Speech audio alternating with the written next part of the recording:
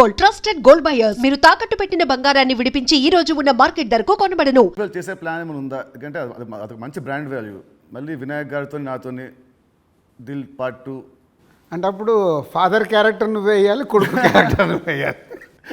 ఉంది కదా, ఇలాగ సినిమాలో ఉంది కదా, ఇచ్చాం కదా మనం లీడ్. కరెక్ట్, సినిమాలో మనకు లీడ్ ఉంది, మన సినిమా లీడ్ ఉంటుంది. అది వేసుకొని లాస్ట్ సీన్ అదే ఉంటుంది, ప్రకాష్ రాజ్ గారిది ఫోటో మీదకి వెళ్ళి రివీల్ చేస్తే అలా చేయాలి. అప్పుడు వన్ వర్డ్ ఆన్సర్స్ కావాలి. 1 word or 2 words మీ ఇష్టం. 1-2 words ఆన్సర్స్. మీకు చెప్తాను కొన్ని పేరు వినగానే మీకు వచ్చే ఫస్ట్ మీ థాట్స్. పవన్ కళ్యాణ్ గారు is my star. Mahesh Babu గారు. మహేష్ గారు మా ఇద్దరికి ఒక తెలువని అండర్లింక్ ఉంటుంది. ప్రభాస్ గారు. Is my darling. ఎన్టీఆర్ గారు. మై నాన్న. నాన్న అని పిలుస్తాను నేను. అవునా?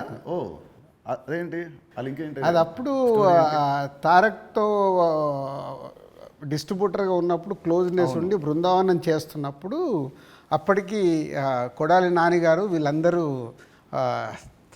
తారక్తో ఉండేవాళ్ళు. వాళ్ళందరూ నాన్న నాన్న అని పిలిస్తే నాకు అది ముద్దు కనిపించేది. అంటే నాకు ఈ అవకాశం ఉంది కదా అని అప్పటి నుంచి నేను కంటిన్యూ. నైస్. తారక్ నన్ను అన్న అంటాడు, నేను నాన్న అంటాడు. బాగుంది. Charan garu. His megastar sun.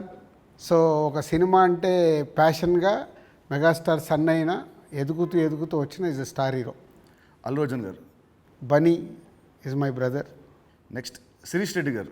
Sirish అందరికీ తెలిసింది మై బ్రదర్. పోతే మా ఇద్దరికి సినిమా దాంట్లో ఎప్పుడు ఒక కాన్ఫ్లిక్ట్లో ఉంటాం. అవునా? ఓకే.